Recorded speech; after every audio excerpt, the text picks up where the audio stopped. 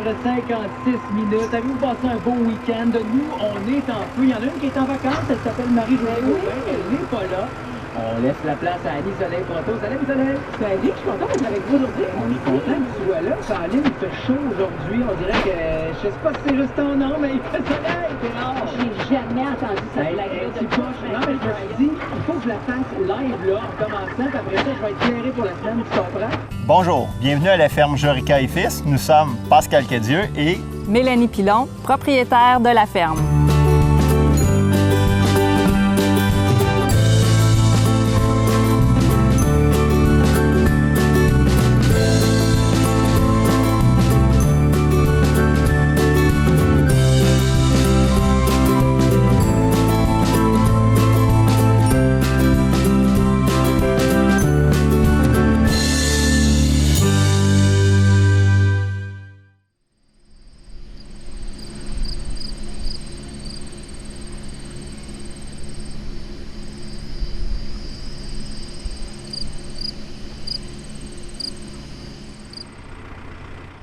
moi, c'est la ferme familiale de mes parents.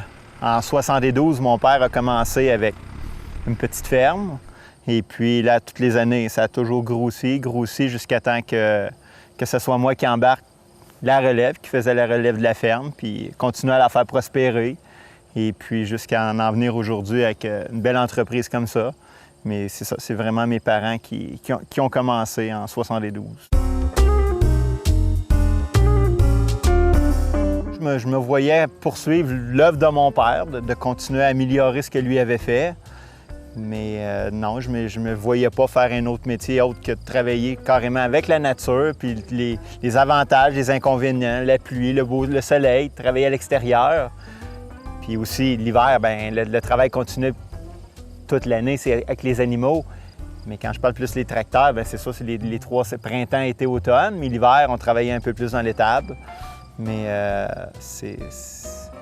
oui, c'est un mode de vie, puis il faut que ma femme s'habitue à me voir toujours travailler sur la ferme. Les vacances, disons qu'on n'en a pas pris beaucoup, mais ça s'en vient. Avec la relève qui nous aide, là, on va pouvoir un petit peu plus se libérer des tâches quotidiennes de la ferme, parce que des vaches à lait, c'est 365 jours par année, puis bon, on ne peut pas dire 24 heures sur 24, mais c'était matin et soir, avant qu'on fasse la robotique, qui vient de marcher depuis 2 mois.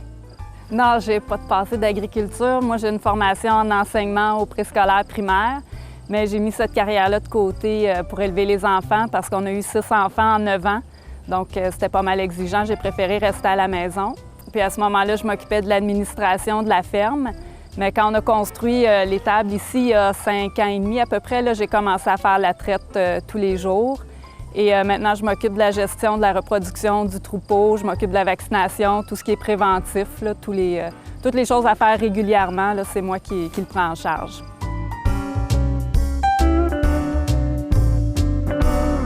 OK, bien, mon gars ici, il fait boire un veau, mais il y en a 5 ou 6 dans l'étable. Ça, c'est un petit bœuf. Il est à l'extérieur parce que quand le camionneur va venir le chercher, pas bon de rentrer dans l'étable. Moins de risque d'amener des maladies dans l'étable. Il va venir chercher le petit bœuf puis il va monter à l'encan. La quantité de lait qu'on lui donne, c'est 3 litres matin-soir. Le petit veau, lui, a à peu près 2 semaines. Et puis, c'est ça, c'est une des jobs que mes gars font, donner le lait matin-soir au veau. Et puis, on a à peu près 10 veaux dans l'étable. Fait que ça, c'est... Les autres, c'est des femelles. Les femelles, on les garde, on les élève. À 2 mois, là, ils n'ont plus de lait. Ils mangent de la moulée, du foin, puis ils ont toujours accès à de l'eau. À partir de 2 semaines, ils ont de l'eau s'ils veulent boire, mais c'est sûr qu'ils aiment mieux boire du lait.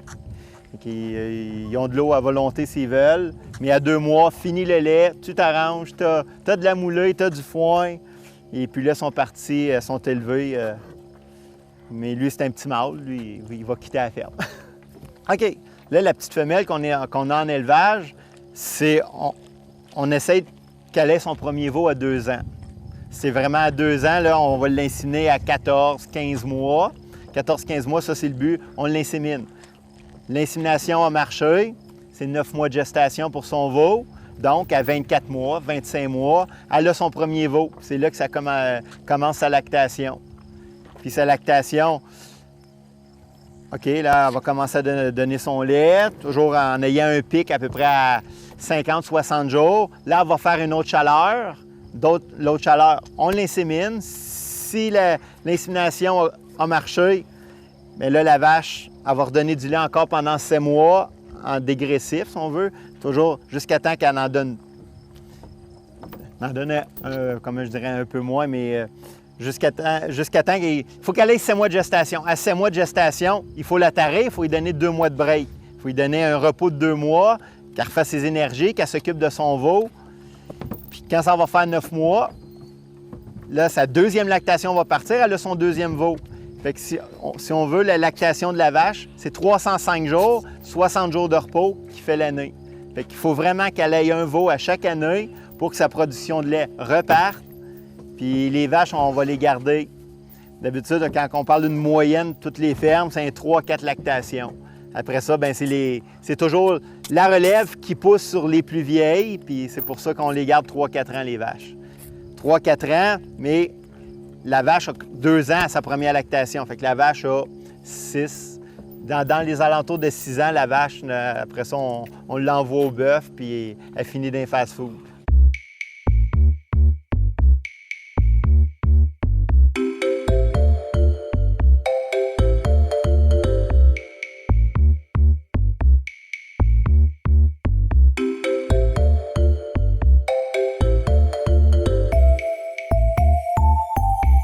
OK, bien, première chose que je fais le matin en arrivant dans l'étable, bien, c'est que je rentre dans le bureau, je viens voir, comme mes vaches, ici on en voit 73. Quand on a des vaches en retard, elles sont dans le rouge. Ça, c'est-à-dire que c'est des vaches qu'il faut aller chercher parce qu'ils ont 8-10 heures de lait dans le pied. Puis il serait temps qu'ils viennent se faire traire pour ne pas perdre leur lait à leur place.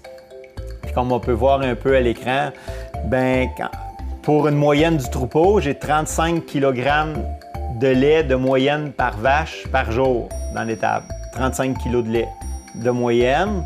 Et puis on voit ici que les vaches ils passent 2,68 fois par jour se faire traire. Avant c'était 2 traites, mais on était à une moyenne de 2,64 parce qu'il y a des vaches dans l'étable qui y vont 4 fois.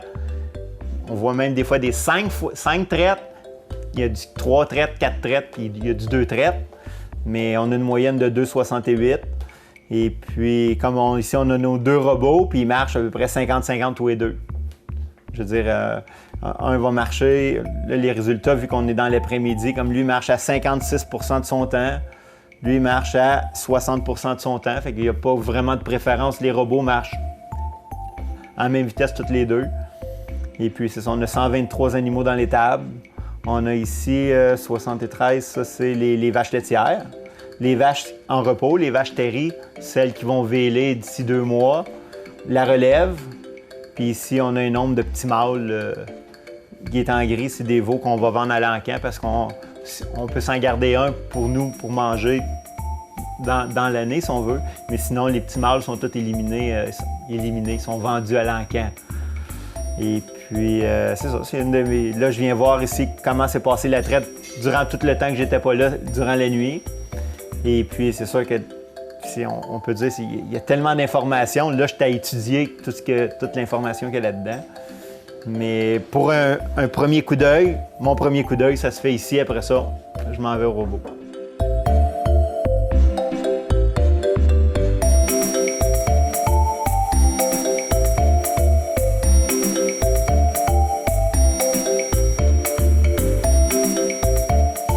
OK, là, on a une vache qui vient de rentrer dans le robot. C'est la vache numéro 52. C'est ça, c'est la 52. Et puis, là, ce que le robot est en train de faire, c'est qu'il lave les 4 trayons. Un à la fois, là, il est venu chercher son gobelet pour laver les trayons. Il va laver le devant de la vache. Après ça, il va laver le derrière de la vache. Ensuite, ce qu'on va voir, c'est qu'il va commencer à mettre les tétines, avec le gobelet là, qui va traire la vache. Il va commencer par son devant, après ça... Non, il commence par son derrière. Après ça, il va mettre le devant. Et puis, bien, c'est les robots qui font la traite. La vache est en train de se le faire laver. Puis, durant le temps, durant ce moment-là, la vache elle reçoit de la moulée. Elle a 5 kilos de moulée durant la journée, répartis si elle vient 3 traites en 3 repas. Et puis, ça, c'est donné tranquillement pour que la vache reste toujours calme durant la traite. Les vaches sont en moyenne 7 à 8 minutes dans le compartiment, pour traire la vache. Et puis, si elle vient qu'à faire caca, bien, il y a une porte qui est derrière qui suit son... En même temps, ça dit au robot, OK, la vache, elle avance, la vache recule. Puis si elle vient qu'à faire caca, bien, le caca tombe puis il s'en va derrière. On ne le voit pas passer. Autant le pipi. Et puis là, il a commencé à mettre les gobelets trayeurs. C'est comme si chaque vache avait 4 trayeuses. Chaque quartier est traité individuellement. C'est que vers la fin de la traite, quand la vache le débit de lait va beaucoup diminuer, jusqu'à temps qu'il y a un nombre qui est déterminé pour le robot. Quand il n'y a plus de lait, le quartier s'enlève. La vache peut marcher à 3 trayons, 2 trayons, jusqu'à temps que ça vaille la peine que le trayon reste. Quand les 4 trayons vont être partis, là, le bras, il va venir mettre le bain de trayon pour qu'elle puisse. Le bain de trayon, c'est pour sceller les trayons, pour pas qu'il y ait des petites bactéries qui rentrent pendant qu'elle se couche, mais pour sceller vraiment le trayon.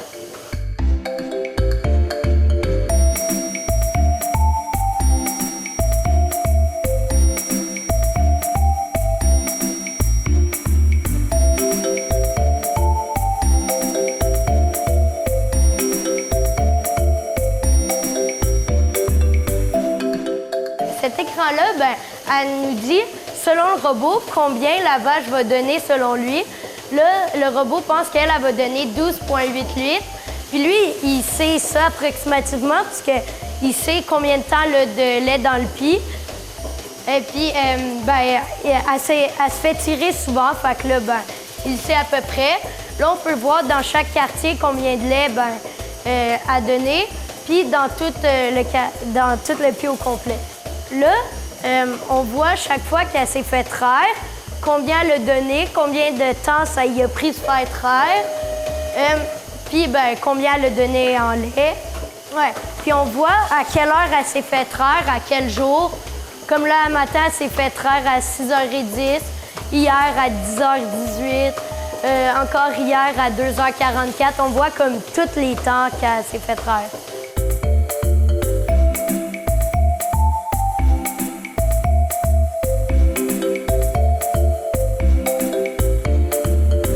C'est un choix assez audacieux d'aller vers la robotique parce que, d'autant plus que nous, on avait un bâtiment relativement récent. Ce bâtiment-là a été construit en 2011 parce qu'on avait vécu malheureusement un incendie de l'ancienne étable. Donc, on a reconstruit comme ça. On avait choisi de garder nos vaches attachées et d'avoir des trayeuses comme dans notre ancien bâtiment parce que Pascal était habitué avec ça, était bien à l'aise avec cette façon-là. Mais là, on a décidé de se tourner vers la robotique pour tous les avantages de temps pour nous en tant que ressources humaines, mais également pour la vache. On considère que son bien-être est amélioré parce qu'au lieu d'être attachées, maintenant, les vaches sont en stabulation libre. Donc, d'elles-mêmes, elles se lèvent, se rendent au robot, ensuite se dirigent vers l'aire d'alimentation. Elles vont s'abreuver elles-mêmes et ensuite, elles retournent se coucher vraiment à leur gré. C'est un choix difficile pour 2 raisons, principalement à cause de l'investissement que ça demandait. C'est sûr que c'est beaucoup d'argent. Ça a demandé qu'on accepte de démolir la moitié de notre bâtiment pour la convertir. Et aussi, c'est une espèce de lâcher-prise parce que quand nos vaches étaient attachées, c'était facile de voir si ma vache avait mangé tout ce que je lui avais servi. C'était facile de la suivre. On la trayait 2 fois par jour nous-mêmes, donc on avait l'impression d'avoir un meilleur suivi avec la vache. Mais on se rend compte que c'est différent quand c'est de cette façon-là, mais on a le même suivi, la même rigueur auprès des vaches. C'est juste qu'il faut accepter de faire autrement, de faire nos tâches différemment. OK, à date, ce qu'on a connu avec la robotique, c'est que le matin, au lieu d'être à 5h30, on peut se lever à 6h30. On gagne déjà 1 heure de plus pour se reposer. Là, la première tâche qu'on arrive dans l'étable, on regarde l'ordinateur. OK, quelles vaches sont en retard? Quelles vaches ne sont pas venues se faire traire? On peut regarder tous ceux qui ont passé durant la nuit. Ah, ben oui, là, à chaque jour, là, on en gagne toujours. Il y a d'autres des nouvelles vaches qui, pendant la nuit, vont passer. Première tâche, c'est vraiment de regarder l'ordinateur. Après ça, on regarde si les robots fonctionnent tous. Mais s'il y aurait eu un bris d'équipement, un robot qui arrêtait de marcher durant la nuit, sur notre cellulaire, il nous appelle pour nous dire qu'est-ce qui arrive. Mais sinon, on regarde, OK, tout est beau. Après ça, on va aller chercher les vaches qui retardent. Les retards, ça, c'est ceux qui n'ont pas sorti d'eux-mêmes de leur place pour venir se faire traire. Là, on va aller chercher les quelques vaches qui sont retardataires. Ça, on va gratter les tas qui, durant la nuit, il s'est fait à leur place. On met de la nouvelle litière. Après ça, bien là, il faut leur donner du nouveau manger pour les attirer que la roue continue à « je me lève, je me fais traire, je mange ». Donc, nouveau manger. On enlève les restants, on fait un nouveau mix, soigne les vaches. Durant ce temps-là, il y a trop des vaches qui sortent de leur place, qui viennent se faire traire. Ceux qui mangeaient bien, vont se reposer pour que la roue continue à tourner comme il faut. Et puis, quand arrive l'heure, ça c'est plus le matin que pour l'alimentation, comme ça on les faisait déjeuner. On leur en redonne un autre repas le soir, toujours pour continuer qu'il y ait toujours de la nouvelle nourriture devant eux autres. Puis on a aussi une petite machine qui pousse le manger des vaches devant pour s'assurer qu'à toutes les heures qu'il y ait du nouveau manger. Parce que la vache, elle, ce qu'elle fait, c'est que quand elle mange, elle veut manger le meilleur, puis elle pousse le moins bon. Mais là, le moins bon est repoussé pour qu'il y ait toujours de la nouvelle bouffe. Comme on. OK. Fait que ça, c'est une autre petite machine qui va pousser l'alimentation. Puis quand arrive l'heure du soir, que normalement on avait une traite avant, bien là, vu qu'il y a des vaches qui ont toutes roulé toute la journée, il n'y a pas de roche de vache à traire. C'est juste de surveiller les retardataires, puis de s'assurer que tout fonctionne bien dans l'étable. Puis la journée à date, c'est beaucoup plus simple.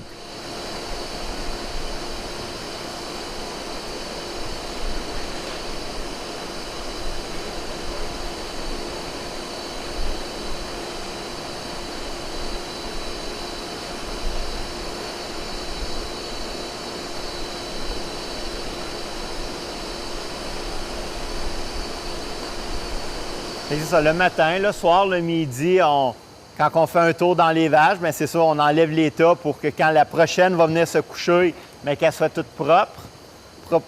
Toute propre. C'est une litière de rip, c'est la rip de bois qu'on met. Parce que les vaches font toutes de dos, ne sont pas sur le ciment, sont sur des matelas. Des matelas avec, ils ont à peu près un 4-5 pouces de mou pour se coucher. On appelle ça des pasture mats dans notre langage, mais c'est vraiment des matelas pour les vaches, pour qu'ils dorment. Rappeler un peu le pâturage quand ils sont, même c'est plus confortable qu'un pâturage, parce que c'est vraiment, ça prend la forme de la vache. C'est les vaches, comme dans l'intérieur de l'étable, pourquoi ils ne vont pas à l'extérieur, qu'on les garde à l'intérieur? Bien là, on crée une ventilation. On a une ventilation tunnel. On rentre beaucoup de vent dans la façade de l'étable. Les ventilateurs, en fonctionnant, créent un mouvement d'air, ce qui fait en sorte qu'aujourd'hui, dehors, il doit faire 25, pas loin de 30 degrés, mais dans l'étable, on est super bien, il fait frais. Les vaches, on leur amène un confort avec des matelas. Puis de l'eau, bien, quand ils arrivent aux abreuvoirs, c'est des abreuvoirs à haut débit. Il y a tout ça de l'eau qui arrive, puis c'est vraiment, la vache, elle décide qu'est-ce qu'elle fait. Elle mange, elle boit, elle va se faire traire.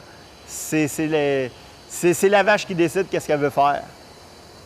Et puis, c'est ça, notre routine le matin, c'est vraiment de gratter, de remettre de la litière pour que tout reste propre, pour que la vache reste propre.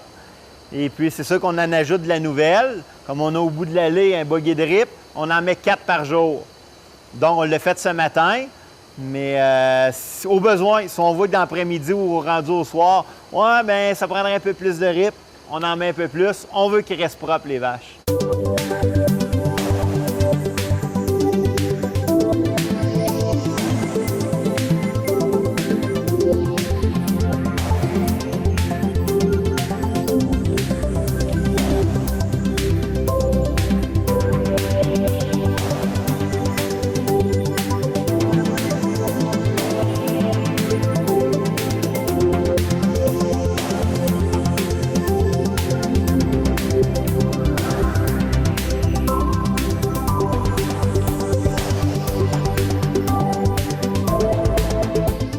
Toujours comme... Préoccupant. Préoccupant, parce que c'est quand même toute la gestion de l'œuf qui fait que c'est notre paye de lait. Si elle tombe, ben, nos prix vont être coupés, puis c'est des fermes qui vont faire faillite. Mais oui, il faut que ça tienne bon pour que c'est le marché qui est stabilisé, l'offre et la demande. Nous, on fournit ce que la population consomme, mais s'il y a du lait étranger qui rentre, la gestion de l'offre plante, bien là, il faudrait produire à moitié prix. Puis déjà là, on produit, puis ça couvre nos coûts de production. S'il n'y a plus de système pour nous protéger, bien, on va mettre la clé dans la porte, comme ce qu'on a vu dans d'autres pays arriver quand la gestion de l'offre est arrivée. Fait que oui, c'est important qu'elle reste en fonction.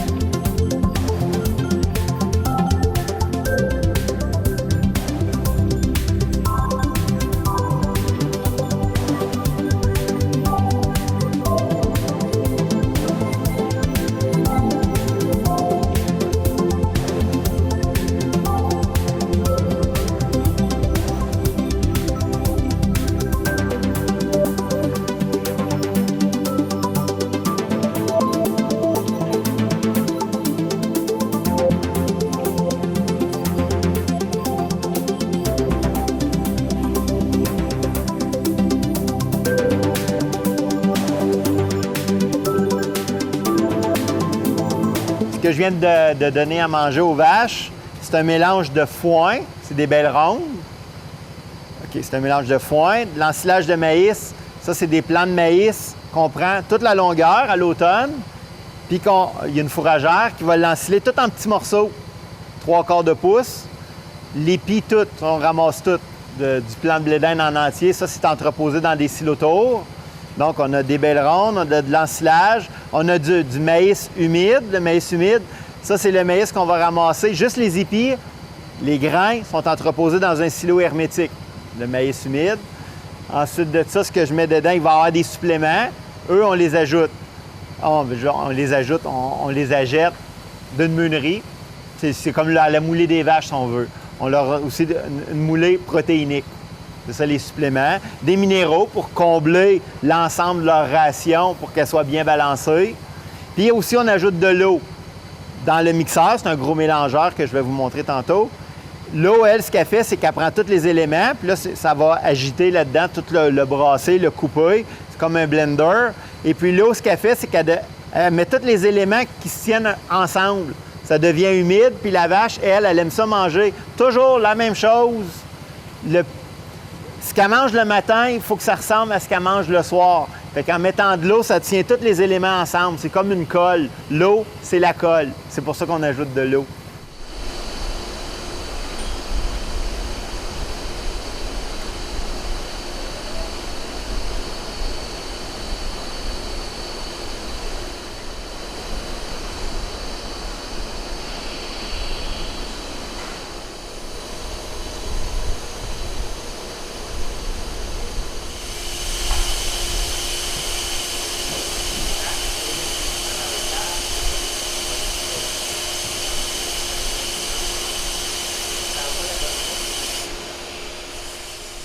La petite machine qu'on voit arriver, on appelle ça un robot poussoir. C'est le robot qui pousse le manger des vaches.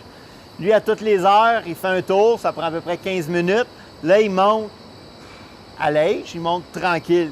Il monte sans effort, mais quand il va se tourner au bout de l'allée, là, il va pousser le manger des vaches pour que les vaches aient toujours du manger accessible tout le temps, toute la journée. C'est la job de cette petite machine-là. À court terme, c'est sûr qu'il y a notre laboratoire qui va être installé parce qu'avec les robots, on ajoute un laboratoire qui va permettre d'analyser le lait de chaque vache. Donc, ça va nous indiquer si la vache est gestante, ça va nous indiquer quand l'inséminer. Les vaches qui viennent d'avoir leurs petits, des fois, peuvent avoir une baisse de sucre. Bien, le laboratoire va nous l'indiquer. Va même dire au robot, regarde, celle-là, son sucre est bas, donne-lui donc un peu de glycol, ajoute ça à son alimentation. Ça va nous donner des indicateurs sur la santé. Donc, c'est vraiment notre prochaine étape à court terme, c'est d'installer le laboratoire, d'apprendre à travailler avec. Puis mon objectif à moyen terme pour moi, là, il ne sera peut-être pas d'accord, moi, c'est de permettre aux vaches qui le veulent de sortir pendant l'été, de faire un accès pour l'extérieur. Mais c'est plus dans quelques années là, qu'on pourrait voir à faire ça. Le plus difficile à venir aujourd'hui, c'était vraiment des sorties en famille. Les vacances, prendre des congés, ils n'avaient pas. Ils n'avaient pas de congés. Puis c'est ça qui est le plus difficile. Puis je sais que ma femme, souvent, sortait avec les enfants. Bien, moi, j'étais toujours en train de travailler à la ferme parce qu'on ne pouvait pas partir. Bien, oui, on peut aller souper, mais je veux dire... Pas à l'heure du souper régulier de tout le monde, non, par exemple. C'était à heure fixe. C'était 5h30 le matin, 5h30 le soir. Ça, c'était sacré. On s'en va à l'étable, puis c'était 2-3 heures d'ouvrage. Autant le matin, 3 heures d'ouvrage le matin, 3 heures le soir. Mais dans la journée, là, il fallait soigner les vaches, les nettoyer. Puis c'était au moins 10 heures de travail tous les jours. Fait que là-dedans, il ne reste plus grand temps pour aller faire des sorties, monter à Québec et revenir. Non, on ne pensait pas à ça. Mais là, notre mode de vie commence à changer. Puis c'est ça, en ayant nos fameux robots, nos employés qui sont là 24 heures sur 24, bien, peut-être dans un an, si on fait un autre reportage, voir quelles vacances qu'on peut avoir pris. Mais c'est ça, notre mode de vie est en train de changer un peu parce qu'on a décidé d'aller vers la robotique. OK, bien, il fait beau soleil. Nous autres, on a du foin qui est à terre dans le champ. Il faut qu'on aille bêler les bêles. Fait que bonne journée.